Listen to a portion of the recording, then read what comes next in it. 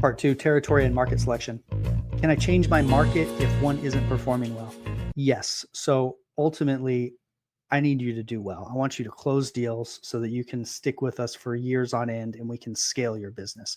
If we're in a market and we're not getting leads, if I don't see 20 leads coming through, if I don't see our qualification rate at 10 or 15% where we're getting good people on the phone and we're sending you good qualified leads, then I'll be pushing for a change too. Like if this isn't working, if we're not pushing quality deals, let's pick a new market. Let's go somewhere else. That's the beauty of cold calling. Yeah, it costs us money to pull new data, skip traces, scrub it, litigator scrub it, all of that. But a few $100 is, I don't want to say small, but I don't think in terms of a few $100 being wasted on that. I'm looking for you to close 30, 40, $50,000 profit deals.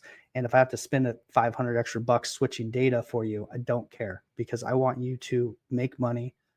You make money, you stick with us for years, we scale your business, and $500 becomes irrelevant. So, can you change your market? Yes, I'll encourage it. Let's change your market. Let's make this work.